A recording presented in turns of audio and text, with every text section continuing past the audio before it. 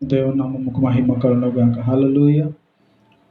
మహాపరిశుద్ధుడు, మహోన్నతుడు, సర్వోన్నతుడు, సర్వశక్తివంతుడు మన ప్రభువైన యేసుక్రీస్తు యొక్క కృప, ప్రేమ, సమాధానము ఎల్లకాలము సంఘము మీద, ఆయన ప్రేమించే వారి మీద నిరంతరం ఉండును గాక. దేవుడి యొక్క పరిశుద్ధ సన్నిధికి మనం నడిపించిన రీతిని బట్టి ప్రభువుకే మహిమ కలుగును గాక. ఈ క్షణం మనం సజీవులు ఉన్నామంటే అది కేవలము ఆయన కృపను బట్టి. ఈ క్షణం మనము ఇలాగున్న సంతోషంతో దేవుని ఆరాధిస్తున్నామంటే అది కేవలము దేవుని కృపను బట్టి. దేవునికి మహిమ కలుగునుగా. అనేక మంది సమయంలో హాస్పిటల్లో నివసిస్తూ భయంకరమైన తెగులుతో మరికొంతమంది చనిపోయిన వారు ఉన్నారు. అయితే మనల్ని అయితే తన సజీవమైన రెక్కల చాటున ప్రభు ఎంతగానో కాచి కాపాడి ఉన్నాడు. ఆయనకు ఏమిచ్చి కూడా మనము రుణము తీర్చుకోలేము. దేవునికి స్తోత్రం కలుగునుగా. ఆయన ప్రేమకు సాటి అయిన వారు మరి ఎవరు లేరు. దేవునికి మహిమ కలుగునుగాక. చిన్న వాక్య భాగంలోకి మనం వెళ్దాం. వాక్యం చదువుకొని ముందుకు వెళ్దాం. ఇర్మియా గ్రంథము 32వ అధ్యాయము 36 నుంచి 42 వరకు చదువుతాం. ఇర్మియా గ్రంథము 32వ అధ్యాయము 36 నుంచి 42 వరకు చదువుతాను. ప్రతి ఒక్కరు కూడా జాగ్రత్తగా ధ్యానం చేయండి. అంతటా యెహోవా వాక్కు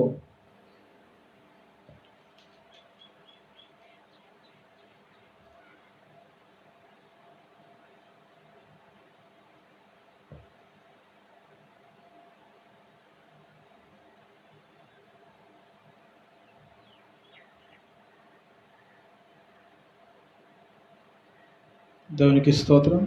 36 నుంచి చదువుదాం. కావున ఇశ్రాయేలు దేవుడగు యెహోవా ఈ పట్టణమును గూర్చి ఈ మాట సెలవిచ్చుచున్నాడు.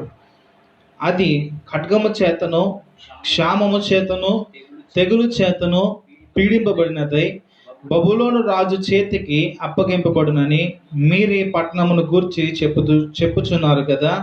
ఇదిగో, నాకు కలిగిన కోపోద్రేకము చేతను, మహా రౌద్రము చేతను నేను వారిని వెళ్ళగొట్టిన దేశములన్నిటిలో నుండి వారిని సమకూర్చి ఈ స్థలమునకు తిరిగి రప్పించి వారిని నిర్భయముగా నివసింపజేసేదను. వారు నాకు ప్రజలై యుందురు, నేను వారికి దేవుడై యుందును. మరియు వారి కుమారులకును మేలు కలుగుటకై వారు నిత్యము నాకు భయపడినట్లు నేను వారికి ఏక హృదయమును ఏక మార్గమును దయచేయుదును.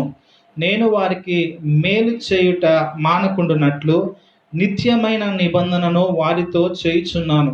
వారు నన్ను విడవకుండునట్లు వారి హృదయములో నా ఎడల భయభక్తులు పుట్టించెదను. వారికి మేలు చేయుటకు వారి యందు ఆనందించుచున్నాను. నా పూర్ణ హృదయముతోనూ నా పూర్ణ ఆత్మతోనూ ఈ దేశములో నిశ్చయముగా వారిని నాటెదను. యెహోవా ఇలాగ సెలవిచ్చుచున్నాడు. నేను ఈ ప్రజల మీదకి ఇంత గొప్ప కీడు రప్పించిన రీతిని నేను వారిని గూర్చి చెప్పిన మేలంతటిని వారి మీదకి రప్పింపబోచున్నాను. దేవునికి స్తోత్రం కలుగును గాక. చిన్న ప్రార్థన చేసుకుని ముందుకు వెళ్దాం. మహాపరిశుద్ధుడా, మహోన్నతుడ, సర్వాధికారి, నీకు వందనాలు చెల్లిస్తున్నా తండ్రి. మరొకసారి నీ వాక్య ధ్యానంలోకి మేము వెళ్తుండగా ప్రభువా, ఈ గ్రంథంలోని మాటలతో ప్రభువా మా అందరినీ మీరు దర్శించమని ప్రార్థిస్తున్నాం. పరిశుద్ధుడా, మానవ స్వరమును మరుగుపరచండి. నీ దైవిక స్వరముతో, నీ ఆత్మస్వరముతో మాతో మాట్లాడమని ప్రార్థిస్తున్నాను. ప్రభువా తండ్రి, మా జ్ఞానము వట్టిది, మట్టి వంటిది ప్రభువా. ఇదిగోనైనా నీ జ్ఞానము అన్నిటికంటే శ్రేష్టమైనది. పరిశుద్ధుడా, నీ మాట వినే ప్రజలుగా మేము ఉండడానికి సహాయం చేయండి ప్రభువా తండ్రి. నాయన ప్రభా, ఈ వాక్యము ద్వారా మాతో, మా అందరితో ప్రభువా సంఘముతో మాట్లాడమని ప్రార్థిస్తున్నాం. నీ కృప చూపించండి, సహాయం చేయండి. సమస్త విషయములలో తోడైండమని మహిమ, ఘనత, ప్రభావమును మీకే ఆరోపించుకుంటూ మా ప్రభువును రక్షకుడైన యేసయ్య పరిశుద్ధ నామములో ప్రార్థించుకొని స్తుతించి వేడుకొనుచున్నాం ఘనమైన మా తండ్రి, ఆమేన్. దేవునికి మహిమ కలుగును గాక. హల్లెలూయా. భక్తుడైన ప్రవక్త అయిన ఇర్మియా ద్వారా దేవుడు అనేకమైన మాటలు ప్రవచనముల ద్వారా, అలాగే ఇశ్రాయేలు జనాంగముల కొరకు, అలాగే రాబో తరముల కొరకు దేవుడు అనేకమైన మాటలు ఈ గ్రంథములో లిఖించి ఉన్నారు. దేవునికి స్తోత్రం. అయితే ఈ మాటను మనం ఒకసారి జ్ఞాపకం చేసుకుంటే, కావున ఇశ్రాయేలు దేవుడగు యెహోవా ఈ పట్టణమును గూర్చి ఈ మాట సెలవిచ్చుచున్నాడు, అది ఖడ్గము చేతను, క్షామము చేతను, తెగులు చేతను పీడింపబడినదై బబులోను రాజు చేతికి అప్పగింపబడునని మీరు ఈ పట్టణమును గురించి చెప్పుచున్నారు కదా. ఇదిగో, నాకు కలిగిన కోపోద్రేకము చేతను, మహారౌద్రము చేతను నేను వారిని వెళ్ళగొట్టిన దేశములన్నిటిలో నుండి వారిని సమకూర్చి ఈ స్థలమునకు తిరిగి రప్పించి వారిని నిర్భయముగా నివసింపచేసేదను. దేవునికి స్తోత్రం కలుగునుగాక. ఈ క్షణములో మనం ఆలోచించినట్లయితే, ప్రపంచంలో ఉన్న ప్రతి దేశములు కూడా దేవుని యొక్క తెగులు చేత, మానవుని యొక్క పాపమును బట్టి దేవుని యొక్క తెగులు చేత పీడింపబడుచున్నది. ప్రతి దేశంలో కూడా దేవుని యొక్క ఉగ్రత విజృంభిస్తూ ఉంది. మానవుడు ఈ యొక్క ఉగ్రతను బట్టి భయముతో తన్ను తాను ఏం చేసుకున్నాడు, మరికొందరైతే ఆత్మహత్యలు చేసుకుంటూ మనం చూసి ఉన్నాం. మరికొందరైతే భయము చేత వారు హార్ట్ అటాక్ వచ్చి చనిపోవడం మనం చూసి ఉన్నాం. మరికొందరైతే దాన్ని జయించి బయటికి రావడం కూడా మనం చూసి ఉన్నాం. దేవునికి మహిమ కలుగుగా. హల్లెలూయా. దేవుడి యొక్క కోపోద్రేకం ముందు మానవుడు ఎంత మాత్రం కూడా నిలవలేడు. ప్రకృతి వలన వచ్చిన ఎలాంటి తెగులు కూడా మనుషుడు దాన్ని జయించడానికి మనుషుని సామర్థ్యత ఏ మాత్రం కూడా పనికిరాదు. దేవునికి మహిమ కలుగుగా. అనేక ప్రాంతాల్లో మనం చూస్తూ ఉంటాం, ఈ వర్షాకాలంలో ఎక్కువగా వరదలను బట్టి కొన్ని ఊర్లు కొట్టుకుపోతూ ఉంటాయి. అనేకమైన ఆస్తి నష్టములు కలుగుతూ ఉంటాయి. కొన్ని దేశాల్లో గాలి వానల వలన అనేకమైన నష్టములు కలగడం కూడా మనం చూస్తూ ఉంటాం. ఇవన్నీ దేని వల్ల కలుగుతుందంటే, మానవాళి యొక్క పాప భారం అంతా కూడా భూమి మీద పడడం బట్టి దేవుని ఉగ్రత విజృంభిస్తుంది. దేవుని ఉగ్రత వస్తున్న సమయంలోనే మరలా దేవుడు తన కృపతో ప్రజలను జ్ఞాపకం చేసుకుంటున్నాడండి. దేవునికి మహిమ కలుగును గాక. దేవుని వాక్యం సెలవిస్తుంది, ఆయన కోపము నిమిషం మాత్రం ఉండును, కానీ ఆయన కృప దీర్ఘకాలము నిలిచిందంట. దేవునికి స్తోత్రం. ఆయన దీర్ఘకాలము తన కృపను జ్ఞాపకం చేసుకుంటున్నాడు. అదే రీతిగా నిమిషం మాత్రం ఆయన కోపం ఏం చేస్తుందంటే, భయంకరమైన తెగులు భూమి మీదకి రావడానికి అది కారణంగా మారుతుంది. దేవుణ్ణి మనము ఎంతగా సంతోషపరచగలుగుతాము, దేవుణ్ణి యందు మనం ఎంతగా భయభక్తులు కనపరచగలుగుతామని చెప్పి దేవుని వాక్యము మనల్ని అడుగుతూ ఉందండి. మనం ఎంతవరకు దేవుని భయభక్తులు కనపరుస్తున్నామంటే, దేవుని మందిరంలోకి వచ్చినప్పుడు మాత్రమే. మరికొంతమంది దేవునికి భయపడిన వారు కూడా కనబడుతున్నారు. అసలు దేవుడు అంటే లెక్కలేని వారు అనేక మంది ఉంటున్నారు. దేవుని ప్రజలన్నా లేదా దేవుడన్నా ఏ మాత్రం కూడా వారు భయం లేని పరిస్థితుల్లో తిరుగులాడుచు ఉన్నారండి. దేవునికి స్తోత్రం కలుగును గాక. అయితే దేవుని వాక్యం సెలవిస్తుంది, దేవుని యందు భయభక్తులు మనం కలిగి ఉండాలంట. ఈ భయభక్తులు ఎవరి వల్ల కలుగుతుందంటే, ఇదే వాక్యం మనం చూసినప్పుడు ఆఖరిగా చెప్తున్నాడు, ఆయనే మనకు భయభక్తులు పుట్టిస్తాడంట. 40 వచనం చూసినట్లు కనబడుతుంది, వారు నన్ను విడవకుండునట్లు వారి హృదయములో నా ఎడల భయభక్తులు పుట్టించేదను. దేవునికి మహిమ కలుగుగా. ఆయనను మనం విడవకుండునట్లు మన ఎడల, మన హృదయంలో ఆయన ఏం పెడతాడంటండి, భయభక్తులు పెడతాడంట. అసలు మనిషిని విడవకూడదు అంటే అర్థమైన కారణం ఏమి ఉండాలంటే, ప్రేమ కలిగి ఉన్నప్పుడు మనుషుని మనం విడవం. ఏం కలిగి ఉన్నప్పుడు? ప్రేమ కలిగి ఉన్నప్పుడు మనము ఏ వ్యక్తిని కూడా విడిచిపెట్టాం. అయితే దేవుని వాక్యం సెలవిస్తుంది, తన ప్రజలు ఆయనను విడిచిపెట్టకుండా ఉండాలి అంటే ఆ ప్రజల హృదయంలో దేవుడు ఏం పెడతానంటున్నాడంటే, భయభక్తులు పెడతాడంట. దేవునికి మహిమ కలుగును గాక. నిజముగా క్రైస్తవులలో కానీ లేదా అన్య జనులలో కానీ కొదువై ఉన్నది ఏంటంటే, భయభక్తులు అనేది చాలా కొదువుగా ఉంది. కీర్తన గ్రంథంలో కానీ లేదా సామెతల గ్రంథంలో అనేక సార్లు మనం చూస్తూ ఉంటాం, దేవుని యందు భయభక్తులు కలిగి ఉండుట అనే మాట గురించి మనం అనేక మార్లు చదువుకున్నాం. దేవుని యందు భయభక్తులు అనేది దేనికి కారణం అంటే, యథార్థకు కారణంగా తయారు చేస్తుందంటండి. దేవుని అందలి భయభక్తులు మనల్ని పవిత్రులుగా మారుస్తుందంట. దేవుని అందలి భయభక్తులు మనల్ని దేవునికి ఇష్టలుగా మార్చడానికి కారణం అవుతుంది. దేవునికి మహిమ కలుగును గాక. మన జీవితంలో భక్తి ఉంటుంది, కానీ దేవుని యందు భయం మనం కనబరచలేకపోతున్నాం. అది ఎలాంటి భయం అంటే, దేవుడు మనల్ని చూస్తున్నాడు అనే భయం మనకు కావాలి. దేవుడు వాక్యం సెలవిస్తుంది, ప్రతిసారి కూడా అనేక మార్లు కూడా ఈ మాట మనం చూస్తూ ఉంటాం, ఆయన కనుదృష్టి లోకమంతా సంచారం చేస్తుంది. ఆయన కనుదృష్టి ఆయన భక్తుల మీద ఉన్నది. దేవుని యొక్క కనుదృష్టి ఆయన యందు భయభక్తులు గల వారి మీద కనబడుతుంది అంటుంది. దేవునికి స్తోత్రం కలుగును గాక. ఆయన మన ఎప్పుడు చూస్తూ ఉండే దేవుడు అండి. మామూలుగా మనుషులంటూ దేవుడిని ఇప్పుడు నన్ను చూడట్లేదు, దేవుడు నన్ను చూడట్లేదు అనుకునే రకం కాదు. ఆయన ఎల్లప్పుడూ కూడా మనుషుని చూస్తున్నాడంటండి. ఆయన కునుకడు, నిద్రపోడు. ఇశ్రాయేలును కాపాడువాడు కునుకడు, నిద్రపోడు. ఆయన వాగ్దానం చేసిన వాడు నమ్మదగిన దేవుడై ఉంటున్నాడు. దేవునికి మహిమ కలుగుగాక. దేవుని యందు భయభక్తులు అనేది మన జీవితంలో చాలా ప్రాముఖ్యమైనది. ఆయన అంటున్నాడు, ఆయనే తన ప్రజలు వారిని విడిచిపెట్టకుండా ఉండడానికి అని చెప్పి వారి హృదయాల్లో భయభక్తులు పెడతానంటున్నాడు. వారికి మేలు చేయుటకు వారి యందు ఆనందించుచున్నాను. నా పూర్ణ హృదయముతోను నా పూర్ణ ఆత్మతోను ఈ దేశములో నిశ్చయముగా వారిని నాటెదను. యెహోవా ఇలాగ సెలవిచ్చుచున్నాడు, నేను ఈ ప్రజల మీదకి ఇంత గొప్ప కీడు రప్పించిన రీతినే నేను వారిని గూర్చి చెప్పిన మేలంతటిని వారి మీదకి రప్పింపబోచున్నాను. దేవునికి మహిమ కలుగును గాక. ఆయన ఎంత అయితే కీడు భూమి మీదకి రప్పించి ఉన్నాడో, ఎంత తెగులైతే భూమి మీదకి రప్పించి ఉన్నాడో, దేవుడు అంతే మేలుకరమైన బ్రతుకులను దేవుడు తన ప్రజలకు ఇవ్వడానికి ఇష్టపడుతున్నాడు అండి. దేవునికి స్తోత్రం కలుగును గాక. అయితే ఈ తెగులు ఎందుకు వచ్చింది అంటే, ఈ తెగులు, ఈ శ్రమ రావడానికి గల కారణము తప్పిపోయిన వారు మరలా దేవుని వైపు తిరగడానికి దేవుడి తెగులు రప్పించాడు. ఎవరైతే దేవుని యందు భయభక్తులు లేని వారుగా ఉంటున్నారో, ఎవరైతే దేవుని మీద శ్రద్ధ నిలబలేకపోయి ఉన్నారో, వారందరినీ కూడా తిరిగి సమకూర్చడానికి దేవుడు ఈ శ్రమ కాలంను పెట్టాడు అంటండి. దేవునికి మహిమ కలుగుగాక. దేవుని వాక్యము యేసుక్రీస్తు ప్రభు అనేక మార్లు చెబుతూ ఉన్నాడు. ఆయన ఈ లోకంలో జీవించినప్పుడు తన శిష్యులతో కానీ లేదా అనేక మందితో మాట్లాడుతూ చెబుతూ ఆయన రెండవ రాకడ సమయమునకు ముందు అనేకమైన భయంకరమైన తెగుళ్ళు భూమి మీదకి వస్తాయి అని చెప్పి యేసుక్రీస్తు ప్రభు స్వయంగా తెలిపి ఉన్నాడండి. ఎందుకు వస్తాయి అంటే ఇవన్నీ కూడా రుజువులు అంట. ఏమని? ఆయన చెప్పిన ప్రవచనములు సమస్తము కూడా నెరవేరుతున్నాయి. ఆయన మాట నిజమైనది, ఆయన మాట సజీవమైనది, ఆయన మాట నమ్మదగినది అని చెప్పి తెలుసుకోవడానికనే ఇవన్నీ కూడా జరుగుతున్నాయి. అయితే తన ప్రజలతో దేవుడు మాట్లాడుతుంది ఏంటంటే, వీటిని కూర్చి మీరు ఎంత మాత్రము కూడా భయపడవలసిన అవసరం లేదు.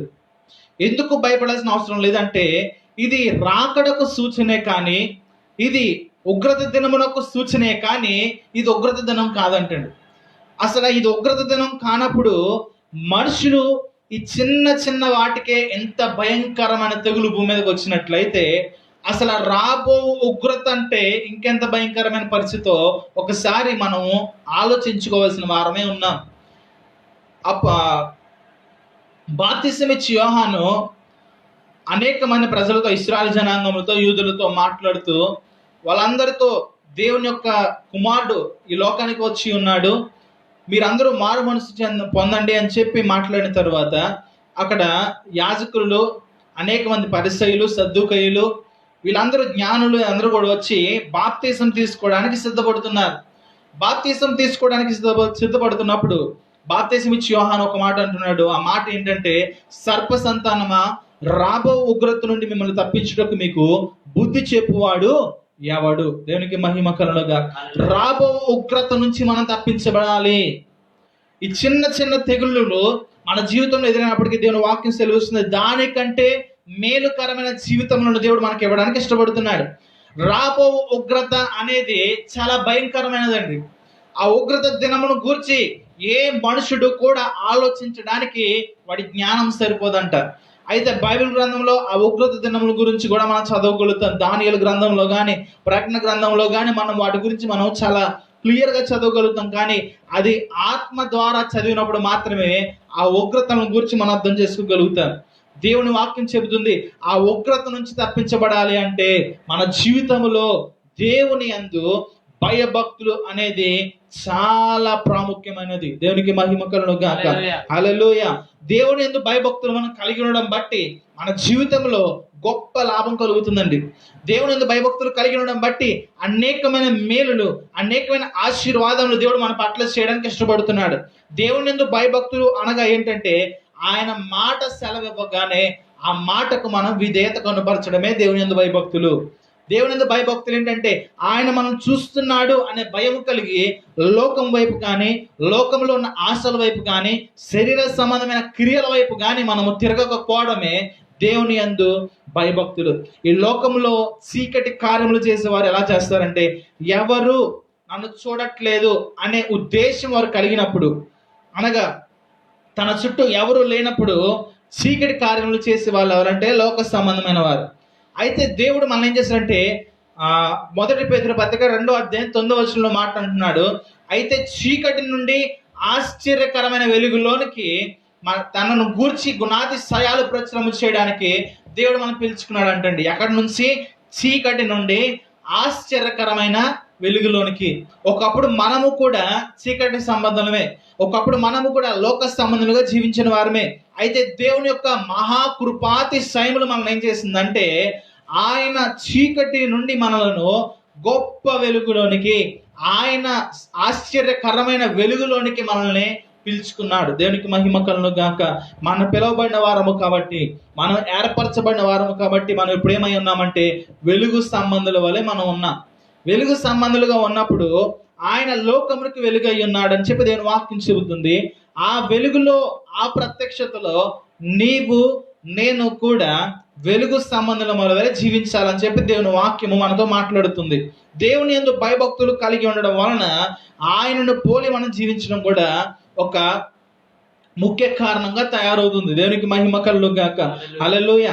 దేవుని యందు భయభక్తులు మనం కలిగి ఉండడం బట్టి కొన్ని మేళ్ళు మన జీవితంలో ఏం కలుగుతాయి అనేది ఒక్కొక్క వచనం బట్టి మనం చూసుకుందాం. దేవునికి స్తోత్రం. మొదటి సమూయేలు గ్రంథము 12వ అధ్యాయము 14వ వచనం చదువుదాం ఒకసారి. మొదటి సమూయేలు గ్రంథము 12వ అధ్యాయము 14వ వచనం చదువుతారు. మీరు యెహోవా యందు భయభక్తులు కలిగి ఆయన మాటను విని ఆయనను సేవించి ఆయన ఆజ్ఞను భంగము చేయక మీరును మిమ్మును ఏలు రాజును మీ దేవుడైన యెహోవాను అనుసరించిన ఎడల మీకు క్షేమము కలుగుతుంది. దేవునికి మహిమ కలుగును గాక. హల్లెలూయా. ఎప్పుడైతే మనం ఆయన యందు భయభక్తులు కలిగి ఉంటామో, ఎప్పుడైతే ఆయన మాట మీద నిలకడగా ఉంటామో, ఎప్పుడైతే ఆయన ఆజ్ఞలను అనుసరించి మనం జీవించగలుగుతామో, దేవుడి వాక్యము మనకిస్తున్న ఆశీర్వాదం ఏంటంటే మనకు క్షేమకరమైన జీవితములు అనుగ్రహిస్తాడు. దేవునికి స్తోత్రం కలుగును గాక. ప్రతి ఒక్క వ్యక్తిని అడిగినప్పుడు ఏమ్మా మీరు క్షేమంగా ఉన్నారా అని చెప్తే హృదయపూర్వకముగా ఎవరు కూడా ఆమె క్షేమంగా ఉన్నామండి అని చెప్పలేరండి. మామూలుగా మాట వరుసగా అయితే బాగున్నారా అంటే బాగున్నామని చెప్తారు, కానీ వారి జీవితంలో ఏదో ఒక కొరత కనబడుతుంది, ఎక్కడో ఒక అనారోగ్యం వారిని పీడిస్తుంది, ఏదో ఒక భయము వారిని వెంటాడుతుంది, ఏదో ఒక భయంకరమైన తెగులు వారి సమీపించి ఉన్నదని చెప్పి వారి హృదయాలు తెలుసుకోవడం బట్టి వారు భయము కలిగి ఆందోళన కలిగి జీవిస్తున్నారు. దేవునికి స్తోత్రం కలుగును గాక.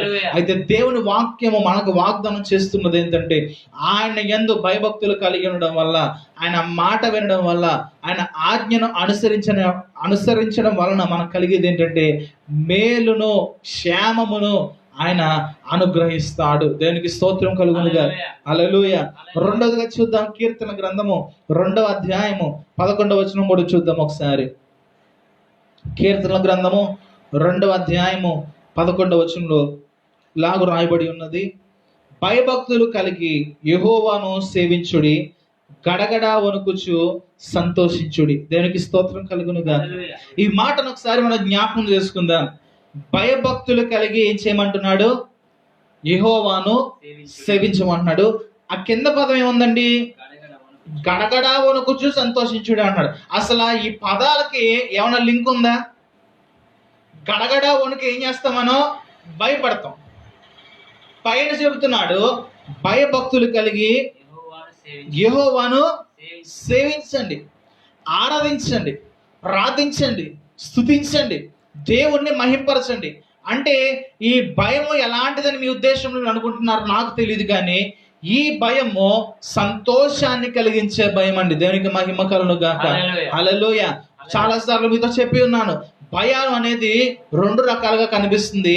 ఒక భయము పాపము చేసినప్పుడు మనకి కలిగే భయము, రెండవది సంతోషం కలిగింపచేసే భయం అండి. భక్తులు అనేక మంది దేవుని యొక్క దర్శనం చూసినప్పుడు వారు కలిగింది ఏంటంటే గడగడ వణుకుచు మోకరించి వారి యొక్క శిరస్సును నేలకు తాకి ప్రభువా అని చెప్పి వారు దేవుని స్తుతించడం మనం చూస్తున్నాం. దేవునికి మహిమ కలుగాక. ఆ భయము మనకి నిజమైన ఏదో మనకి ఆపద కలుగుద్ది అనే భయం తెప్పించేది కాదు, కానీ దేవుని యొక్క దర్శనం మనం చూడగలుగుతున్నాము అనే సంతోషముతో కలిగింపజేసే భయభక్తులు అవి. దేవునికి మహిమ కలుగాక. కీర్తనకారుడు గడగడ వణుకుచు సంతోషించండి. దేవుణ్ణి మన ఆయన సన్నిధిలో మనం సమీపించినప్పుడు ఆయన ఎందుకు భయభక్తులు, నిజమైన భయభక్తులు కనుపరిచినప్పుడు నువ్వు ఏం చేస్తావంటే సంతోషించగలుగుతావు. ఆయన ఎందుకు భయభక్తులు మనకేం కలిగింపజేస్తుందంటే మన హృదయములో సంతోషము కలిగిస్తుందండి. దేవునికి మహిమ కలుగుగాక. తర్వాత కూడా చూద్దాం. కీర్తన గ్రంథము 25వ కీర్తన 14వ వచనం చూడండి. 25వ కీర్తన 14వ వచనంలో యెహోవా మర్మము ఆయన యందు భయభక్తులు గల వారికి తెలిసి ఉన్నది, ఆయన తన నిబంధనను వారికి తెలియజేయును. దేవునికి స్తోత్రం కలుగును గాక. హల్లెలూయా. దేవుని చక్కని మాట అక్కడ కనబడుతుందండి. యెహోవా మర్మము ఆయన యందు భయభక్తులు గల వారికి తెలియజేయుచున్నది, తెలిసి ఉన్నది, ఆయన తన నిబంధనను వారికి తెలియజేయును. దేవుని యందు భయభక్తులు కలిగి ఉండడం వల్ల మరొక మేలు ఏంటంటే మర్మములు దేవుడు మనకు బయలుపరుస్తాడు అంటండి. ఒకటి, మన జీవితము రాబో దినములలో ఏమై ఉన్నదో దేవుడు ముందుగానే మనకు బయలుపరుస్తూ ఉంటాడు. రాబో దినములో ఏమి సంభవించబోతుందో దేవుడు దాన్ని మనకు ముందుగానే చెప్పడానికి ఇష్టపడుతూ ఉంటాడు. ఎందుకంటే ఆయన యందు మనం ఏం కలిగి ఉన్నామంటే భయభక్తులు కలిగి ఉన్నాం. రెండవదిగా చెప్తున్నాడు అందులోనే ఆయన తన నిబంధనను వారికి తెలియజేస్తాడు. నిబంధన అంటే ఆయన ఇచ్చే ప్రామిస్, వాగ్దానం, లేదా నీతో ఒక ఒడంబడిక దేవుడు చేసుకోవడానికి ఇష్టపడుతున్నాడు. అబ్రహాముతో ఎలాంటి నిబంధన దేవుడు చేసుకున్నాడో, ఇస్సాకుతో ఎలాంటి నిబంధన దేవుడు చేసుకున్నాడో, యాకోబుతో దేవుడు ఎలాంటి నిబంధన చేసుకున్నాడో, ఇశ్రాయేలు జనాంగంతో ఎలాంటి నిబంధన దేవుడు చేసుకున్నాడో, ఈ యొక్క కాలంలో అంచె దినములలో కూడా దేవుడు అలాంటి నిబంధనలు నీతో నాతో చేసుకోవడానికి ఆయన ఇష్టపడుతున్నాడు అండి. దేవునికి స్తోత్రం కలుగును గాక. అయితే ఆ నిబంధన ఎప్పుడు దేవుడు మన జీవితంలో నెరవేరుస్తాడు లేదా చెబుతాడు అంటే ఆయన ఎందుకు మనం ఏం కలిగి ఉండాలి? భయభక్తులు కలిగి ఉండాలి. ఆయన ఎందుకు భయభక్తులు కలిగి ఉన్నప్పుడు ఆయన మర్మములను మనకు బయలుపరుస్తాడు. రెండవదిగా ఆ నిబంధన మనతో చేసుకోవడానికి లేదా ఆ నిబంధన మనకు తెలియపరచడానికి దేవుడు ఇష్టపడతాడు అంటండి. దేవునికి స్తోత్రం కలుగును గాక. తర్వాత చూద్దాం. కీర్తన గ్రంథం 34వ కీర్తన 7వ వచనం కూడా చదువుదాం ఒకసారి. 34వ కీర్తన 7వ వచనము.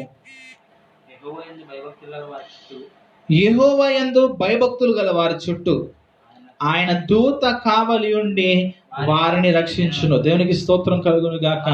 ఇది ఈ యొక్క మాట ఇంకా బలమైనది. ఆయన యందు భయభక్తులు గల వారి చుట్టూనంటండి ఆయన దూత కావలిగా ఉంటుందంట. దేవునికి స్తోత్రం కలుగును గాక. ఈ లోకంలో అనేక మంది నాయకులు ఉన్నారు. మరి ఆ నాయకులను రక్షించడానికి ఎవరుంటారండి? ఎవరుంటారు? మనుషులే ఉంటారు. ఈ కాలంలో ఒక నాయకుని రక్షించడానికి ఉన్న మనుషునికే రక్షణ లేదు చెప్పాలంటే. అవునా? వాళ్ళే ఏదో ఒక తెగులుతో లేదా భయంకరమైన వ్యాధులతో వారే నశించిపోతుంటే ఎలాగో ఒక మనిషిని వారు రక్షించగలుగుతారు? ఇది మనుషుని యొక్క అజ్ఞానం. దేవుని వాక్యం చెబుతుంది, యెహోవా యందు భయభక్తులు గల వారి చుట్టూ ఆయన దూత కావలి ఉండడం మాత్రమే కాదు కానీ వారిని రక్షిస్తుంది అంటాడు. దేవునికి స్తోత్రం కలుగును. అసలు ఈ క్షణము నువ్వు నేను సజీవునిగా ఉన్నామంటే అర్థమే తెలుసా? దేవుడు తన దూతలను మనకి కావలిగా ఉంచి ఉన్నాడు. దేవునికి మహిమ కలుగును. ఇంకా అధికమైన కాపుదల దేవుడు మనకి ఇవ్వడానికి ఇష్టపడుతున్నాడు. ఈ క్షణము ఈ స్థలంలో ఇలాగున మనం నిలబడ్డామంటే ఆయన కాపుదల వలన మాత్రమే. దేవునికి మహిమ కలుగును. ఇంకొక మాట చూద్దాం. కీర్తన గ్రంథము 103వ కీర్తన 11వ వచనం కూడా చదువుదాం. 103వ కీర్తన 11వ వచనము.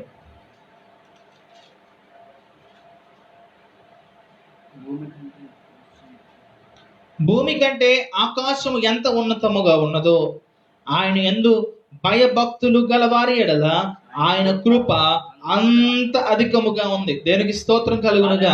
హల్లెలూయా. భూమి కంటే ఆకాశము ఎంత ఉన్నతంగా ఉందో. ఏమండి, ఒక మనుషుడు భూమి మీద నుంచి ఆకాశంలోకి వెళ్ళాలంటే కొన్ని కోట్లు ఖర్చు పెట్టాల్సి వస్తుందండి. ఎన్ని కొన్ని కోట్లు ఖర్చు పెడుతుంటే అది కూడా ఒక్కొక్కసారి ఫెయిల్ అయిపోతూ ఉంటుంది. ఒకసారి భూమి మీద నుంచి ఆకాశం అనుకుంటున్నాడు, ఆకాశానికి వెళ్ళి అనుకున్నాడు, కానీ ఆకాశానికి వెళ్ళట్లా, మరొక గ్రహం మీద దిగుతున్నాడు అండి. దేవునికి స్తోత్రం కలుగునుగా. ఆకాశంలో ఏ మనుషుడు కూడా ఆకాశాన్ని తాకలేడండి. ఎందుకంటే ఆకాశంలో ఇంకనో ఆకాశం వాక్యం జరుగుతుంది, ఆకాశం మహాకాశములను పట్టజాలని దేవుడు అంట ఆయన. దేవునికి స్తోత్రం కలుగునుగా. హల్లెలూయా. ఏంటంట? ఆకాశ మహాకాశములను పట్టజాలని దేవుడు. మనుషుడు ఆకాశంలోకి వెళ్ళగలుగుతున్నాడు అని చెప్పి అనుకుంటున్నారు, కానీ వాడు కేవలం మరొక గ్రహం మీదకు మాత్రం వెళ్ళగలుగుతున్నాడు మహా అయితే పరిపూర్ణమైన ఆకాశమును వాడు తాకలేకపోతున్నాడు. దేవునికి స్తోత్రం కలుగును గాక. హల్లెలూయా. దేవుని వాక్యం చెబుతుంది, భూమి కంటే ఆకాశము ఎంత ఉన్నతంగా ఉన్నదో ఆయన యందు భయభక్తులు గలవారి ఎడల ఆయన కృప అంత అధికంగా ఉందంటండి. దేవునికి స్తోత్రం. ఒకసారి ఆలోచించుకుందాం, భూమి నుంచి ఆకాశం ఏ మనుషుడు తాకలేకపోతున్నాడే, ఎంత దూరం ఉందో చూడండి. భూమికి ఆకాశానికి ఎంత ఉన్నతమైన స్థానం ఉందో, అలాగనే ఆయన యందు భయభక్తులు గలవారి ఎడలంటండి దేవుని కృప అంత ఉన్నతంగా ఉంచుతాడంట. దేవునికి స్తోత్రం కలుగునుగా. హల్లెలూయా. కృప అంటే మనం ఏదో చిన్న పదం అనుకుంటున్నాం, కానీ ఆ కృప చాలా విలువైనదండి.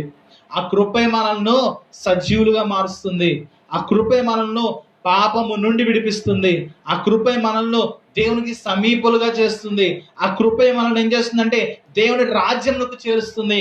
ఆ కృపే మనల్ని తప్పిపోయిన సమయంలో మరలా ఆయన వైపు తిరగడానికి సహాయం చేస్తుంది. ఆ కృపే మనల్ని బలపరుస్తుంది. దేవుని వాక్యం చెబుతుంది, భక్తుడు అంటున్నాడు, ప్రభువా నీ కృప నా జీవము కంటే ఉత్తమమైనది. ప్రభువా, మనం కలిగి ఉన్న జీవము కంటే కూడా ఆయన కృప ఎంతో ఉత్తమమైనది అంటండి. దేవునికి స్తోత్రం కలుగునుగా. ఆయన కృపా సింహాసనం ఎదుట మనం నిలిచి ఉన్నాము. ఆ కృపా సింహాసనం ఎదుట నిలిచి ఉన్నప్పుడు ఆయన కృప మనల్ని తాకుతుందండి. దేవునికి స్తోత్రం కలుగునుగా. ఎప్పుడైనా మనం చలికి మంట వేసుకుంటూ ఉంటాం, ఎప్పుడైనా వేసుకునే అలవాటు ఉందో లేదో. మంట వేసుకున్నప్పుడు ఏం జరుగుద్ది? ఆ వెచ్చదనము మన శరీరాన్ని తాకుతూ ఉంటుంది. ఆ శరీరాన్ని ఆ వెచ్చదనాన్ని మన శరీరాన్ని తాకినప్పుడు మన శరీరం కూడా ఏం చేస్తుందంటే ఆ యొక్క వెచ్చదనను అనుభవిస్తుందంట. అలాగే దేవుని యొక్క కృపా సింహాసనం ఎదుట మనం నిలిచి ఉన్నప్పుడు ఆయన కృప యొక్క తేజస్సు ఏం చేస్తుందంటే మన మీద పడుతూ ఉన్నప్పుడు ఆ కృపను మనం అనుభవించగలుగుతున్నాం. దేవునికి మహిమ కలుగుగాక. ఆ కృప ఏంటంటే మన జీవము కంటే కూడా ఉత్తమమైన కృప అది. దేవునికి స్తోత్రం కలుగును గాక.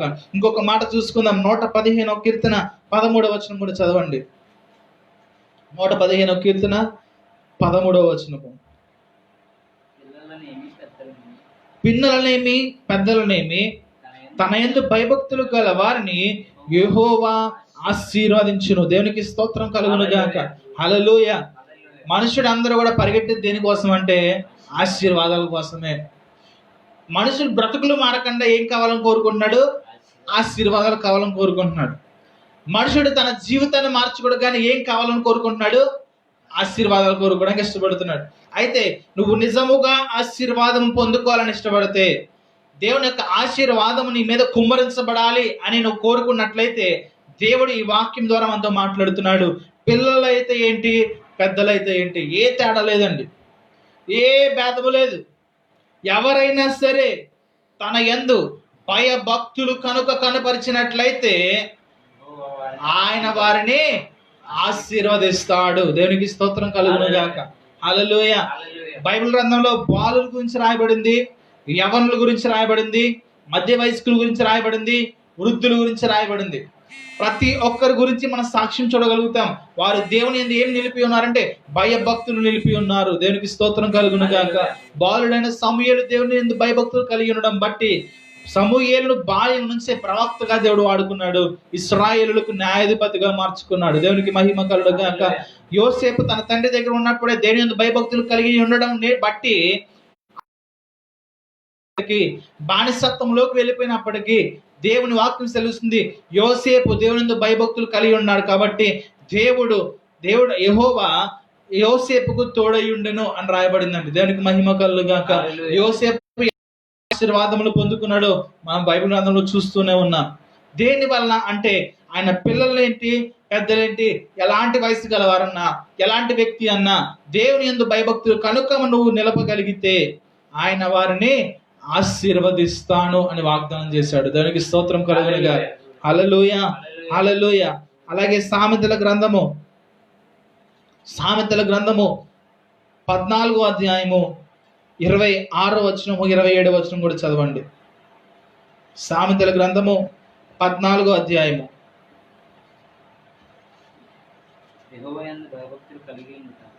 యెహోవా యందు భయభక్తులు చదవండి. కలిగి ఉండుట బహుధైర్యము పుట్టించును. అట్టి వారి పిల్లలకు ఆశ్రయ స్థానము కలదు. యెహోవా యందు భయభక్తులు కలిగి ఉండుట జీవపు ఊట, అది మరణ పాశములలో నుండి విడిపించును. దేవునికి మహిమ కలుగునుగా. హల్లెలూయా. భక్తుడైన సొలొమోను ఇక్కడ మాట్లాడుతూ చెబుతున్నాడండి, యెహోవా యందు భయభక్తులు కలిగి ఉండడం బట్టి మనకేం కలుగుద్దంట? బహుధైర్యము పుట్టిస్తుంది. ఏ ధైర్యం అనుకుంటున్నారు మీరు? 100 మంది మీద వచ్చినప్పటికీ మీరు యుద్ధ సామర్థ్యత కలిగి యుద్ధం చేస్తారనుకుంటున్నారా? అసలు మనిషికి దేని వలన భయం అంటే మరణం అంటే భయం అండి. ఏదంటే భయం? మరణము అంటే ప్రతి వ్యక్తికి భయమే. అప్పుడు ఈ మనుషులు, ఈ లోకంలో ఉన్న వ్యక్తులు ఎందుకు భయపడుతున్నారంటే, క్రైస్తవులు కూడా భయపడుతున్నారు అనుకోండి. దేనికి భయపడుతున్నారు? అయ్యి బాబు, ఒకవేళ ఈ కరోనా అనేది మాకు వస్తే మేము చచ్చిపోతామేమో. మనిషి అనేవాడు ఎప్పుడన్నా చచ్చిపోతాడు. అయితే ఈ మరణము నాకు సంభవిస్తుందేమో, సంభవిస్తే నేను ఎక్కడికి వెళ్తాను అనే ఉద్దేశము తన హృదయంలో ఉండిపోయిందండి. దేవునికి స్తోత్రం కలుగునుగా. అయితే దేవుని వాక్యం చెబుతుంది, యెహోవా యందు భయభక్తులు కలిగి ఉండుట బహుధైర్యమును పుట్టిస్తుంది. నిజమైన భయభక్తులు నువ్వు కనుక దేవుని యందు కలిగి ఉన్నట్లయితే నీకేం కలుగుతుందో తెలుసా? బహుధైర్యం కలుగుతుంది. దేవునికి మహిమ కలుగునుగా. బహుధైర్యము.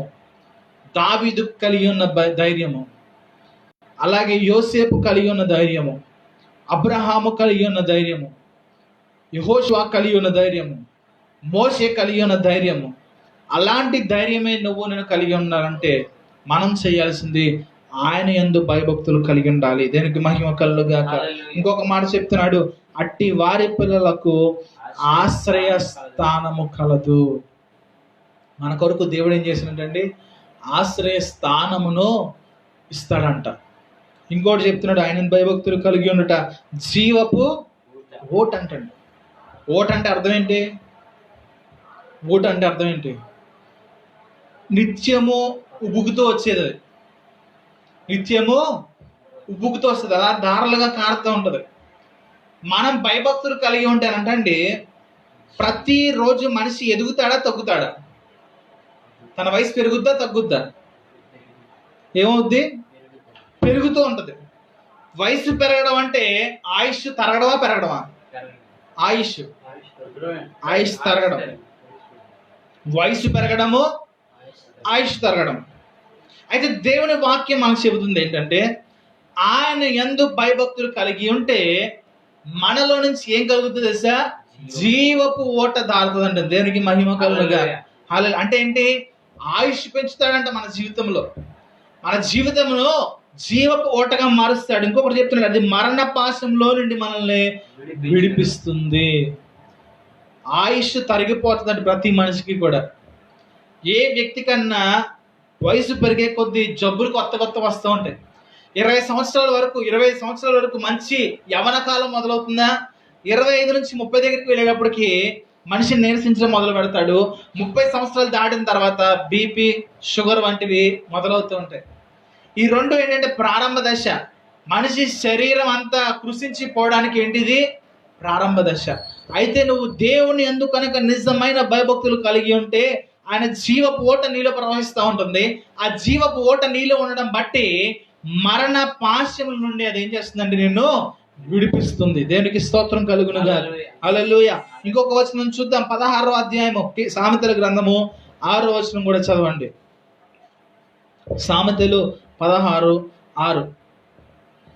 కృపా సత్యము వలన దోషమునకు ప్రాయశ్చిత్తము కలుగును, యెహోవా యందు భయభక్తులు కలిగి ఉండుట వలన మనుష్యులు చెడుతనము నుండి తొలగిపోవుదురు. దేవునికి స్తోత్రం కలుగును గాక. క్రైస్తవ లోకానికి చాలా ప్రాముఖ్యమైన మాట ఇది. యెహోవా యందు భయభక్తులు కలిగి ఉండడం వలన అంటండి మనుషులు ఏం విడిచిపెడతారు? ఏం విడిచిపెడతారు? చెడుతనం విడిచిపెడతారంట. చెడుతనమును మనం విడిచిపెట్టలేకపోతున్నాం చెప్పాలంటే. మనలో ఏదో ఒక పాపము, ఏదో ఒక లోక సంబంధమైన క్రియ వెంటాడుతూ ఉంటుంది. అది నువ్వు చెయ్యి చెయ్యి చెయ్యి అని చెప్పి మనల్ని ప్రేరేపిస్తూ ఉంటుందండి. దేవునికి మహిమ కలుగును గాక. అయితే దేవుని వాక్యం చెబుతుంది, ఒకవేళ చెడుతనములో నువ్వు బందీగా ఉన్నావా? ఆ చెడుతనము నిన్ను ప్రేరేపిస్తుందా? దేవుడు ఒక మాట చెబుతున్నాడు, ఆయన యందు నువ్వు భయభక్తులు కలిగి ఉంటేనంట చెడుతనాన్ని నువ్వు విసర్జిస్తావు. దేవునికి స్తోత్రం కలుగును గాక. చెడుతనాన్ని విసర్జించడానికి చాలా సులువైన మార్గం ఏంటంటే దేవుని యందు భయభక్తులు కలిగి ఉండడం మాత్రమే. దేవుని యందు కనుక నువ్వు లక్ష్యము పెడితే ఆటోమేటిక్గా నువ్వేం చేయగలుగుతావు తెలుసా? చెడుతనం నీ జీవితంలో నుంచి పక్కకు తోసేస్తావు. ఎందుకంటే ఆయన పరిశుద్ధుడై ఉన్నాడు. దేవునికి మహిమ కలుగును గాక. దేవుని వాక్యం చెబుతుంది, ఆయన పరిశుద్ధుడై ఉన్నట్లు మీరును పరిశుద్ధులై ఉండుడి. నీవు ఆయనతో సహవాసం చేస్తూ మొదలుపెట్టినప్పుడు నీ జీవితము నీకు తెలియకుండానే పరిశుద్ధ మార్గంలోకి నడిపించబడుతూ ఉంటుంది. నువ్వు ఆయనతో సహవాసం చేయడం మొదలుపెట్టినప్పుడు నీ జీవితము ఆయనకు అంగీకారమైన మార్గంలోకి వెళ్ళిపోవడం మొదలు పెడుతుందంటే దేవునికి స్తోత్రం కలుగును గాక. హల్లెలూయా. ఇంకొక మాట చూసుకుందాం. సామెతల గ్రంథములోనే 31వ అధ్యాయము 30వ వచనం కూడా చదవండి. 31వ అధ్యాయము 30వ వచనం సామెతల గ్రంథము. అందము మోసకరము, సౌందర్యము వ్యర్థము, యెహోవా యందు భయభక్తులు కలిగిన స్త్రీ కొనియాడబడును. దేవునికి మహిమ కలుగును గాక. సామెతల గ్రంథంలో ఆఖరికి వచ్చేసిన తర్వాత ఈ మాట చెబుతున్నాడు అండి. చివరికి వచ్చేసాడు. ఇంకా సామెతల గ్రంథం నీకు వేరే అధ్యాయాలు లేవు. అదే 31వ అధ్యాయంలో 30వ వచనం లాస్ట్లో మాట్లాడుతున్నాడు ఏంటంటే అందము మోసకరము, సౌందర్యము వ్యర్థము. స్త్రీల గురించి అనుకుంటున్నారు కానీ పురుషుల్లో కూడా అందం కోసం మురిసిపోయే వాళ్ళు ఉన్నారండి. ఏమంటారంటే అందగాళ్ళు అంటారు వాళ్ళు. ఇది స్త్రీలకు ఉండే జబ్బు అయితే ఈ కాలంలో ఎవరికి కూడా పట్టుకుందంటే ఇది పురుషులకు కూడా పట్టుకుంది. పురుషుడు ఎలా కనబడడానికి ఇష్టపడుతున్నాడు? అందముగా, ఇతరుల్ని ఆకర్షించుకునే రీతిగా శరీర ఆకృతిని మార్చుకుని ఇతర స్త్రీల యొక్క చూపు పురుషుడి మీదకి రావాలి అనే ఉద్దేశం కలిగి ఏం చేస్తున్నాడంటే వీడు అందంగా తయారడం మొదలెట్టాడు. ఇప్పుడు దేవునికి మహిమ కలుగును గాక. దేవుని వాక్యం చెబుతుంది అందం మోసకరము, సౌందర్యము వ్యర్థము అంటున్నాడండి. ఒక వయసు వస్తుంది, ఒక వయసు వచ్చాక నీ అందం గురించి ఎవడో కూడా మాట్లాడు. ఒక వయసు వస్తుంది, నీ సౌందర్యంను నువ్వే పట్టించుకొని దినాలు వస్తాయి. దేవునికి స్తోత్రం కలుగును గాక. అయితే మనకి ఎలాంటి సౌందర్యం కావాలంటే ఆత్మ సంబంధమైన హృదయ సౌందర్యం అనేది మనకి అవసరమై ఉన్నది. ఎందుకంటే హృదయం అన్నిటికంటే మోసకరమైనది, అది ఘోరమైన వ్యాధి కలదు. నీ హృదయ సౌందర్యమును దేవుడు కోరుకుంటున్నాడు. నీ హృదయ అందము కొరకు దేవుడు ఎదురు చూస్తున్నాడు. మన హృదయం ఏమైపోయిందంటే పాపంతో నింపబడిపోయి చాలా భయంకరమైన రోతతో ఉందంట. దేవుడు చూస్తుంటే మన హృదయాన్ని మనం ఏం చేస్తున్నాం? పై మెరుగులు చేసుకుంటూ వెళ్తాం. మనుషుడు ఎప్పుడు కూడా పై మెరుగులు చూసుకుంటూ ఉంటాడు, కానీ దేవుడు ఏం చేస్తాడంటే హృదయాంతర భాగముల్లో చూస్తాడంట. నీ హృదయం ఎప్పుడు పడుతుందంటే నీ శరీరంలో ఒక అందము బయటకు పోవాలి. ఎలా కలుగుతుంది సార్? మన హృదయంలో కలుగుతూ ఉంటుంది. మన ఆలోచనలో ఎప్పుడు కూడా నేను అందంగా కనిపించాలి, ఇతరులు ఆకర్షించిన రీతిగా కనిపించాలని మనం ఎప్పుడైతే అనుకుంటామో మన హృదయం ఏమైపోతుందంట? పాడైపోతుంది. నీ హృదయం ఎప్పుడు పరిశుద్ధపరచబడుతుంది, ఎప్పుడు అందంగా తయారవుతుందో తెలుసా? దేవుని యందు భయభక్తులు కలిగినప్పుడు. దేవునికి స్తోత్రం కలుగును గాక. నువ్వు ఎప్పుడైతే దేవుని యందు భయభక్తులు కలిగి ఉంటావో నీ హృదయం ఎలాగ మార్చబడుతుందంటే దేవుని అంగీకారముగా, దేవునికి ఇష్టమైనదిగా, దేవుడు చూస్తున్నప్పుడు సౌందర్యముగా కనబడే యొక్క హృదయముగా అది మార్చబడుతుందంట. దేవునికి స్తోత్రం. అలాంటి వారు దేవుడి దగ్గర కొనియాడబడతారంట, ఇష్టంగా ఉంటారంట దేవునికి. స్త్రీలు కానీ పురుషులు కానీ ఎవరన్నా సరే ఆయన ఎందుకు భయభక్తులు కలిగి ఉంటే నువ్వు ఆయన దగ్గర కొనియాడబడతావు. దేవునికి మహిమ కలుగును గాక. ఇంకొక మాట చూద్దాం.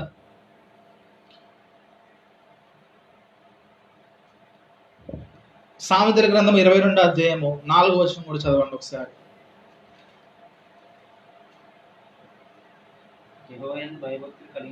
సామెతలు 22:4 వచనం చదవండి. యెహోవా యందు భయభక్తులు కలిగి ఉండుట వినయమునకు ప్రతిఫలము, ఐశ్వర్యమును ఘనతయు జీవమును దాని వలన కలుగుతుందంటే. దేవునికి మహిమ కలుగును గాక. ఏమేం కలుగుతుందంటే ఐశ్వర్యము, జీవము, ఘనత. ఎవరి వలన కలుగుతుందో తెలుసా? దేవుని వలన మాత్రమే కలుగుద్ది. నువ్వు ఎవరి దగ్గరికి వెళ్ళి వీటిని వెతుకుతున్నా? ఐశ్వర్యాన్ని ఎక్కడ చూస్తాం మనం? వెళ్ళి లోకంలో చూస్తూ ఉంటాం. ఐశ్వర్యం ఎక్కడ వెతుకుతామండి? లోకంలో ఉద్యోగాల దగ్గర వెతుకుతూ ఉంటాం, లేదా మనుషుల దగ్గర వెతుకుతూ ఉంటాం. ఇప్పుడు చూసినట్లయితే మనుషుడు భయంకరంగా సంపాదన కోసం పరుగులాడుతున్నారండి. పోనీ సంపాదన న్యాయమైనదా, కష్టంతో సంపాదించిందా అంటే కాదు. అవునా కాదండి? కష్టము చేసి సంపాదించినది డబ్బు నిలబడుతుంది. ఇప్పుడు సంపాదన ఎలా ఉందంటే పక్క వ్యక్తిని మోసం చేసి, పక్క వ్యక్తిని తెలియకుండా తన పేరు మీద వచ్చే రాబడి అంతటిని కూడా ఏం చేస్తున్నాడంటే మనుషుడు దొంగలిస్తున్నాడు. ఒకప్పుడు మనిషికి ఘనత ఎలా కలిగేది అంటే తనకున్న వ్యక్తిత్వమును బట్టి మనిషికి గౌరవం కలిగేది. ఆ వ్యక్తి చాలా మంచివారు, తనకు తగినంతగా సహాయం చేయగల సామర్థ్యత ఉన్నా లేకపోయినా సహాయం చేసే వ్యక్తి అని చెప్పి ఒకప్పుడు మనుషులు ఏం చేసేవారంటే మరొక వ్యక్తికి ఘనతనిచ్చేవారు, గౌరవాన్ని ఇచ్చేవారు. మరి ఇప్పుడు మనిషికి ఘనత ఎలా కలుగుతుందంటే తనకున్న ఆస్తిపాస్తులను బట్టి. మరి ఈ ఆస్తిపాస్తులు ఎలా వస్తున్నాయో మనం చూడగలుగుతుంటే నిజాయితీగా సంపాదించే వాళ్ళు చాలా కొద్దుగా ఉంటున్నారు, కానీ వేరే ఒకరి మీద ఆధారపడి వారి కష్టార్జితను దోచుకునేవారు ఇప్పుడు ఎక్కువగా కనబడుతున్నారండి. దేవునికి మహిమ కలుగా. ఇంకేం చెప్తున్నాడు? మహిమ, ఘనత, ఐశ్వర్యం ఇస్తాడంటాడు. దేవుడు మహిమతో మనల్ని నింపడానికి ఇష్టపడుతున్నాడు ఆయన. ఎప్పుడు ఈ మూడు మన జీవితంలోకి వస్తాయంటే ఆయన యందు మనము భయభక్తులు నిలిపి ఉండడం బట్టి కలుగుద్దంట. దేవునికి మహిమ కలుగుగా. మరొకసారి మాట చదువుదాం. 22వ అధ్యాయం 4వ వచనంలో చెబుతున్నాడు, యెహోవా యందు భయభక్తులు కలిగి ఉండట వినయమునకు ప్రతిఫలము. దేవుడు నిన్ను తగ్గింపు జీవితంలో నిలబడతాడంట. వినయ మనస్కులు కలిగి ఉండడానికి దేవుడికి ఇష్టపడుతున్నాడు. సాత్వికము, ఇవన్నీ కూడా దేవుని యొక్క గుణ లక్షణాలు. నువ్వు దేవుని యందు భయభక్తులు కలిగి ఉండడం వలన నీకేం కలుగుతుందంటే వినయ మనస్సు నీకు కలుగుతుంది. దాని వలన నువ్వేం పొందుకుంటావు తెలుసా? ఐశ్వర్యమును, ఘనతయు, జీవము. ఏ జీవం అంటే ఇది? మనిషి ప్రాకులాడబడేది ఇప్పుడు కూడా జీవం కోసం. బ్రతకాలి బ్రతకాలి బ్రతకాలి. కొంతమంది ఎంత డబ్బు ఖర్చు పెట్టినా కూడా బతకలేరండి. 100 సంవత్సరాలు, మహా అయితే ఇప్పుడు 60 సంవత్సరాలు బ్రతుకుతుంటే గొప్ప. ఈ 60 సంవత్సరాలు బతకడానికి కూడా ప్రతిరోజు ఏదో ఒక బెల్లం మింగాల్సిందే. ఒక్కసారి కనుక ఒక బెల్లం ఆనేసామంటే ఆ రోజు నీకు గాల్లో తేలిపోతున్నట్టు ఉంటుంది, ఎప్పుడు ఎగిరిపోతాను అన్నట్టు ఉంటుంది మన జీవితాలు. ఇప్పుడు మనుషులందరూ కూడా దేని మీద ఆధారపడ్డారు? బిళ్ళ మీద ఆధారపడ్డారు. బలానికి తిండి తింటారు, అయితే బలానికి ఏం కావాలి? టానిక్ కావాలి, బిళ్ళ కావాలి. లెగిసి నుంచోడానికి బిళ్ళ కావాలి, తిన్నది అరగకపోతే బిళ్ళ కావాలి, ఆకలి వేయడానికి బిళ్ళ కావాలి, దాహం వేయడానికి బిళ్ళ కావాలి, కంటి చూపు రావడానికి, చెవుడు పోవడానికి, జ్వరం తగ్గడానికి, జ్వరం రావడానికి, ప్రతి దానికి దేని మీద ఆధారపడ్డానంటే దేవుని మీద ఎవడు కూడా ఆధారపడట్లేదండి. దేవుని మీద ఎవ్వడూ ఆధారపడట్లేదు. దేవుని యందు భయభక్తులు ఎవ్వరూ నిలిపి ఉండట్లేదు. దేవుని యందు భయభక్తులు కనుక నిలిపి ఉన్నట్లయితే దేవుని వాక్యమే స్వయంగా మనతో మాట్లాడుతుంది. ఐశ్వర్యం ఇస్తాడంట, ఘనతనిస్తాడంట, తర్వాత ఏమిస్తాడు? జీవాన్ని ఇస్తాడంట. దేవునికి మహిమ కలుగును గాక. హల్లెలూయా. ఈ మూడు ఎవరి దగ్గర ఉన్నాయి? దేవుని దగ్గర ఉన్నాయి. భయభక్తులు కలిగి ఉండడం బట్టి అనేకమైన మేలు ఇవాళ మనం చూడగలం. ఇంకా అనేకమైన మేలు బైబిల్ దాచబడి ఉన్నాయండి. మనం చదవగలిగితే కీర్తన గ్రంథం కానీ, సామెతల గ్రంథం కానీ, బైబిల్ అంతటిని కనుక సరిగ్గా మనం జ్ఞానముతో చదివి, దేవుని యొక్క సహాయం అడిగి, దేవుని జ్ఞానము కలిగి బైబిల్ కనుక మనం చదవగలిగితే, దేవుని యందు భయభక్తులు కలిగి ఉన్నప్పుడు ఇంకెంత ఆశీర్వాదం దేవుడు ఇవ్వగలుగుతాడో మనం చూడగలుగుతాం. కొన్ని మాటలు చెప్పాలంటే గట్టిగా చూసుకుంటే ఒక 10-15 మాటలు మనం చూసుకున్నాం. ఈ 10-15 మాటలు కూడా మన జీవితంలో, మన జీవనంలో అవసరమైనవే. అయితే వీటన్నిటినీ మనం ఎక్కడ చూస్తున్నాం అంటే లోకంలో చూస్తున్నాం. లోకంలో మనుషుల మీద చూస్తున్నాం. కాదండి, వారి మీద చూడకూడదు. మనం అవి చూడడం మానేసి దేవుని వైపు మనం చూడగలిగితే, ఆయన వైపు కనుక మనం తిరగగలిగితే, ఖచ్చితముగా దేవుడు వాగ్దానం చేసిన రీతిగానే ఆయన ప్రతి ఒక్క ఆశీర్వాదమును కూడా దేవుడు మనకి ఇవ్వడానికి ఆయన ఇష్టపడుతున్నాడు. దేవునికి మహిమ కలుగా. ఆయన మాట ఇచ్చి నెరవేర్చకుండా దేవుడు కాదు, నెరవేర్చకుండే దేవుడు ఆయన అంత మాత్రం కూడా కాదండి. ఆయన మాట, ఆయన వాగ్దానంను ఖచ్చితముగా నెరవేరుస్తాడు. దేవునికి స్తోత్రం కలుగును గాక. ఇందాక మనం చదువుకున్న ఇర్మియా గ్రంథంలో ఎంత కీడైతే దేవుడు భూమి మీదకి రప్పించాడో, ఎంత కీడు భూమి మీద తన ప్రజలు అనుభవిస్తున్నారో, అంత కీడు కంటే కూడా మేలును దేవుడు తన ప్రజలకు ఇవ్వడానికి ఇష్టపడుతున్నాడు. దేవునికి స్తోత్రం కలుగును గాక. మరొకసారి ఆ ఆఖరి వచనమును ఒకసారి చదువుకుని మనం ప్రార్థన చేసుకుని ముగించుకుందాం. ఇర్మియా గ్రంథము 32వ అధ్యాయము 40వ వచనం నుంచి ఒకసారి చదువుదాం. చదవండి.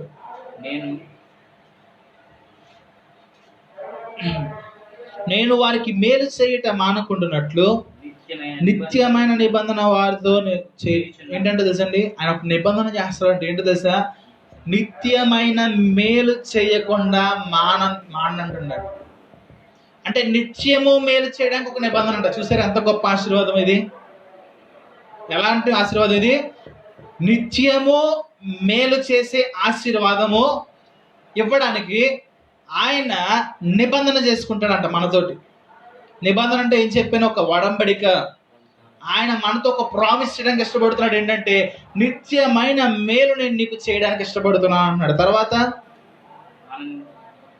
చదవండి. వారు నన్ను విడవకుండునట్లు వారి హృదయములో నా యందు భయభక్తులు పుట్టించేదను. దేవునికి మహిమ కలుగుగా. ఇది కూడా ఆయన మనకి ఇవ్వాలి. మనందరం మనకు కలగట్లేదు ఏమి. ఏమండి, భయభక్తులు మనందరం మనకు కలగట్లేదు కాబట్టి ఇది కూడా ఏం చెప్తుంది తెలుసా? స్థిరముగా ఉండడానికంట మన హృదయాల్లో ఆయన యందు, లోకం యందు కాదు, మనుషులు యందు కాదు, ఎవరి యందు? ఆయన యందు భయభక్తులు పెడతాడంటండి. తర్వాత వారికి మేలు చేయుటకు వారి యందు నేను ఆనందిస్తానంటాడు. ఆయన మనకు మేలు చేయడానికి ఆయన ఆనందిస్తాడండి. లోకంలో మనుషులు ఎవరు కనబడరు. ఒక తల్లి కానీ తండ్రి కానీ తన బిడ్డలకు ఏమన్నా ఇష్టమైన వస్తువులు కొన్నప్పుడు ఎంత సంతోషంతో ఇస్తారండి? బాధతో ఇస్తారా? ఎలా ఇస్తారు? పిల్లలకి ఏమైనా ఐస్ క్రీమ్ తెచ్చారు అనుకోండి, ఆ తినేడు అని చెప్పి అంటారా? లేకపోతే ప్రేమతో ఇస్తారా? ఇస్తున్నప్పుడు సంతోషం తెస్తారు. ఆ బిడ్డలు తింటున్నప్పుడు కూడా వాడు మురిసిపోతూ ఉంటారు. నా బిడ్డ ఎంత సంతోషం తింది, ఇది అంటే ఇష్టం. దేవుడు అలా మనకి ఇష్టం, మనకు అలా ఉండడానికి ఇష్టపడుతున్నాడు. నీకు మేలు చేయడానికి ఆయన సంతోషిస్తాడంట. ఆయన సంతోషించే దేవుడు నీకు మేలు చేయడానికి. తర్వాత దేవుడు అంటున్నాడు, నా పూర్ణ హృదయముతో, నా పూర్ణ ఆత్మతోను ఈ దేశములో నిశ్చయముగా వారిని నాటెదను. ఆయన ఫుల్ హార్టెడ్తో చెప్తున్నాడు. Full hearted. ఇంక అందులో ఏమంటారు దాన్ని? అనుమానం లేదు. పూర్తిగా హృదయపూర్వకంగా చెప్తున్న మాట ఏంటంటే ఆయన మనల్ని స్థిరపరుస్తాను అంటున్నాడు. ఆయన దేవునికి మహిమ కలుగా. స్థిరమైన జీవితంలో దేవుడు ఇవ్వడానికి ఇష్టపడుతున్నాడు. ఇశ్రాయేలు జనాంగము వారికి స్థిరమైన జీవితం లేదు. ఇశ్రాయేలు జనాంగానికి స్థిరమైన ప్రదేశం లేదు, స్థిరమైన దేశం లేదు. వాళ్ళు అటు ఇటు అటు తిరుగులాడుతున్నారండి. మొట్టమొదటిసారిగా అబ్రహాంతో చేసిన వాగ్దానం ఏం చేశాడంటే కనాను దేశం తీసుకువెళ్తున్నాడు. అయితే ఐగుప్తు దేశం వారు బానిసలుగా ఉన్నారు. భక్తుడైన మోషే ద్వారా దేవుడు నాయకత్వం వహించి మోషే ద్వారా దేవుడు కనాను దేశం వెళ్ళారండి. ఆయన యెహోషువ నాయకత్వంలో కనాను దేశంలో స్థిరపరిచారు. అయితే వీళ్ళు ఏం చేశారంటే దేవుని భయభక్తులు కొంతమంది నిలిపి ఉన్నారు. క్రమముగా రాజులు మారుతూ ఉన్నారు. సొలొమోను తర్వాత వచ్చేటప్పటికి వాళ్ళు మరలా చెరగొనిపోవడం మొదలుపెట్టారు. ఎందుకు చెరగొనిపోయారంటే వీరు దేవుని వైపు తిరగడం మానేశారు. దేవుని యందు భయభక్తులు నిలపడం వారు మానేశారు. దేవుని యందు స్థిరమైన భయభక్తులు వారు నిలిపి ఉండలేదు. మనుషుల వైపు చూస్తూ ఉండేవారు, ఆస్తుల వైపు చూస్తూ ఉండేవారు, గర్విష్ఠులైపోయేవారు. ఇంకా చెప్పాలంటే అన్య దేవతల వైపు వారు తిరిగారండి కొంతమంది అయితే. కాబట్టి దేవుడు ఏం చేసిన వాళ్ళని చెల్లాచెదరు చేశారు. వాళ్ళు కొంతమంది కొన్ని దేశాలకు వాళ్ళు ఏమైపోయారంటే చెరగొనిపోయారంట. చెరగొనిపోయి వాళ్ళు ఏమో అక్కడ ఆశీర్వాదాలు అనుభవించట్లేదు, బానిసత్వపు బ్రతుకుతున్నారండి. ఏం బ్రతుకుతున్నారు? దేవుడు ఇచ్చిన సొంత స్వాస్థ్యములు విడిచిపెట్టి ఎక్కడికి వెళ్ళిపోయారు? బానిసత్వంలో కూలిపోయారు. దేవుడు అలాగే ఉండడానికి ఇష్టపడట్లేదు. ఇప్పుడు దేవుడు చూస్తున్న వాగ్దానం ఏంటంటే వారిని మరలా సమకూర్చి వారి దేశంలో వారిని స్థిరపరుస్తాను అంటున్నాడు. ఆఖరి ఇంకా చదవండి. యెహోవా ఇలా సెలవిచ్చుచున్నాడు, నేను ఈ ప్రజలందరి మీదకి ఇంత గొప్ప కీడు రప్పించిన రీతిగానే నేను వారిని గూర్చి చెప్పిన మేలంతటిని కూడా వారి మీదకి రప్పిస్తాను. దేవునికి మహిమ కలుగుగా. ఆయన మళ్ళీ ఆయన ఏదైతే కీడు చేశాడో ఆ కీడుకు బదులు ఆయన ఏం చేస్తానంటాడంటే ఇప్పుడు మేలు చేస్తాడంట. దేవునికి మహిమ కలుగుగాక. ఈ మేలు అనేది నువ్వు నేను పొందుకోవాలంటే, ఈ మేలుకరమైన జీవితము స్వాస్థ్యము నీకు నాకు కావాలంటే, ఆశీర్వాదములతో నీ కుటుంబము, ఆశీర్వాదములతో నీ జీవితం నింపబడాలంటే, నీ వారు, నీ ఇంటి పొరుగు వారు, నీ పొరుగు వారు అందరూ కూడా ఆశీర్వదించబడాలంటే దేవుని వాక్యం ఇవాళ నీతో నాతో మాట్లాడుతుంది. ఆయన యందు భయభక్తులు నిలిపి ఉండాలి. దేవునికి స్తోత్రం కలుగునుగా. ఏం కలిగి ఉండాలండి? ఆయన యందు భయభక్తులు కలిగి ఉండాలి. ఈ భయము మనకి మేలుకరంగా ఉంటుందంట. ఇందాక మన కీర్తనలో చదువుకున్న 2వ కీర్తనలో ఆయన యందు భయభక్తులు కలిగి ఆయన సేవించాలి, గడగడా వణుకుచు ఆయన యందు సంతోషించాలి. నువ్వు ఈ లోకం యందు ఆనందించడం కాదు, కానీ ఎవరి యందు ఆనందించాలో తెలుసా? దేవుని యందు నువ్వు ఆనందించాలి. దేవునికి స్తోత్రం కలుగును గాక. దేవుని యందు నువ్వు భయభక్తులు కలిగి ఉన్నప్పుడు నీకు కలిగేది ఏంటంటే సంతోషం కలుగుద్దంట. నిన్ను చెడు మార్గంలోకి వెళ్ళిపోకుండా ఆ భయభక్తులను కాపాడుతూ ఉంటాయి. దేవునికి మహిమ కలుగును గాక. హల్లెలూయా. ఈ దినాన దేవుడు మనతో మాట్లాడుచున్నాడు. ఆయన యందు భయభక్తులు కలిగి ఉంటే ఎంత కీడు నీ మీదకి వచ్చిందో ఆ కీడుకు బదులుగా నీకేం చేస్తానంటాడైనా మేలునిస్తాడంటాడు. మేలునిచ్చి నిన్ను స్థిరపరుస్తానంటున్నాడు. స్థిరపరచడం మాత్రమే కాదు, కానీ తర్వాత చెప్తున్నాడు ఆయన నీ హృదయంలో గొప్ప సంతోషమును ఇవ్వడానికి ఇష్టపడుతున్నాడు. దేవునికి స్తోత్రం కలుగును గాక. నిజముగా ఒకవేళ మన జీవితంలో దేవుని యందు భయభక్తులు కొదువైపోయినాయేమో, దేవుని మందిరానికి మనము గడిచిన 3 నుంచి 4 నెలల వరకు దేవుని మందిరానికి దూరంగా జీవించాం. దేవుని మందిరంలో సమీపస్తులుగా మనం లేకపోయినా అనేకులు విశ్వాస జీవితంలో తొలగిపోయి ఉన్నారు. అనేకులు ప్రార్థనా జీవితంలో చల్లారిపోయి ఉన్నారు. అనేకులు వాక్య ధ్యానం చేయడం మానేశారు. అనేకులు దేవునికి కృతజ్ఞతలు చెల్లించడం మానేశారు. అనేకులు దేవునికి ఇష్టలుగా ఉండడము మర్చిపోయారండి. ఎందుకంటే దేవుని యొక్క సన్నిధికి మనం దూరం అవడం బట్టి లోకం మనకి సమీపంగా మార్చబడింది. దేవుడు మరలా మనల్ని పిలుస్తున్నాడు, ఆయన యందు భయభక్తులు నిలిపి ఉండండి. దేవునికి మహిమ కలుగును గాక. ఒకవేళ ఈ దినాలన్నీ వ్యర్థంగా గడిపేసేమేమో, దేవుని మందిరానికి దూరంగా ఉన్నప్పుడు మన దినాలన్నీ వ్యర్థంగా గడిచిపోయినాయేమో, దేవుడు మరొక అవకాశము దేవుడు మనకి ఇస్తున్నాడు. ఏంటంటే ఆయన యందు నువ్వు నేను భయభక్తులు కలిగి ఉంటే ఎంత కీడు మనకు జరిగిందో ఆ కీడు అంతటినీ కూడా దేవుడు కొట్టివేసి మేలును నీ జీవితంలో, నా జీవితంలో ఇవ్వడానికి ఆయన ఇష్టపడుతున్నాడు. దేవునికి మహిమ కలుగుగాక. అట్టి కృప నీ జీవితంలో, నీ కుటుంబంలో, మనందరి జీవితాల్లో కూడా ప్రభువు అనుగ్రహించునుగాక.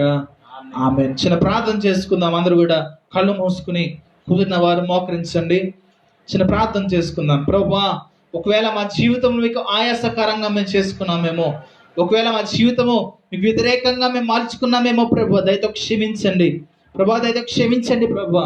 కొన్ని పాద సన్నిధి మేము చేరి ఉన్నాం నాయన, నీ సహాయం అనుగ్రహించండి ప్రభా.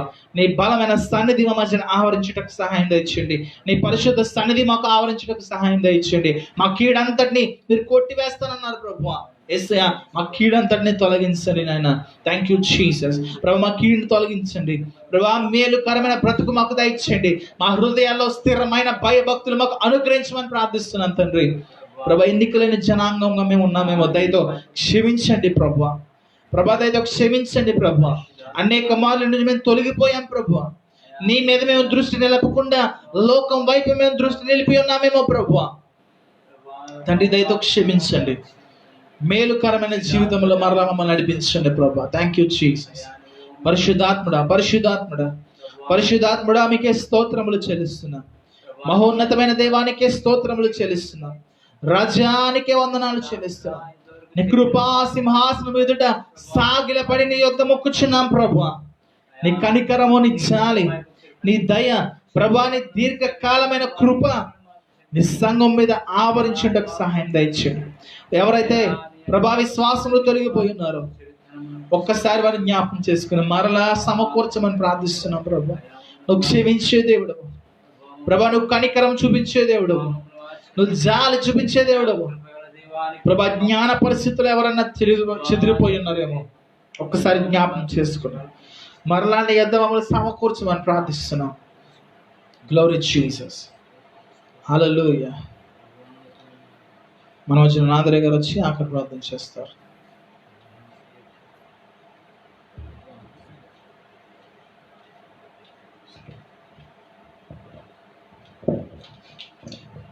ప్రార్థన చేసుకుందాం. మహాగరుడ, మహాపరిశుద్ధుడైన తండ్రి, నీకు వందనాలు స్తోత్రాలు చెల్లిస్తుంటున్నాం ప్రభా. తండ్రివా,